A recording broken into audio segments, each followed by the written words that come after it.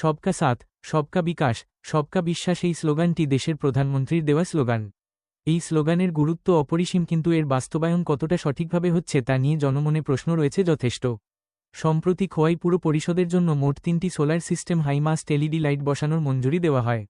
বহু সময় অপেক্ষার পর সংশ্লিষ্ট এজেন্সি খোয়াই শহরের 3টি স্থানে এই প্রজেক্ট বসানোর জন্য জায়গা নির্ণয় করে কাজ শুরু করে। এর মধ্যে একটি অফিসটিলা ট্রাই জংশন, দ্বিতীয়টি বিবেকানন্দ চৌহমুনি এবং তৃতীয়টি লালছড়া এলাকায় অবস্থিত। দেখা গেছে লালছড়া এবং অফিসটিলার এই দুটি প্রকল্প প্রতিস্থাপনসহ পরিষেবা দেবার কাজ শুরু করলেও বিবেকানন্দ চৌহমুনির প্রকল্পটি এখনও বাস্তবায়ন হয়নি। তবে পিলারের কাজ সম্পন্ন করা হয়। প্রশ্ন উঠছে, সবকা সাথ সবকা বিকাশ সবকা বিশ্বাস এই স্লোগানের বাস্তবায়ন এই প্রকল্পের ক্ষেত্রে কতটা হল। যে দুটি লাইট দ্রুততার সঙ্গে প্রথম বসানো হয়েছে সেগুলো শাসক দলের পার্টি অফিস সংলগ্ন এলাকায়। প্রথম লাইটটি যেখানে বসানো হয়েছে তার সন্নিকটে মণ্ডল কার্যালয়, দ্বিতীয় লাইটটি যেখানে বসানো হয়েছে সেখানে জেলা কার্যালয়।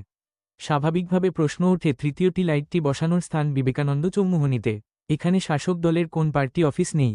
আর এই কারণেই কি পুর পরিষদ আগে ভাগে নিজেদের পার্টি অফিস প্রাঙ্গণ আলোকিত করে নিলেন?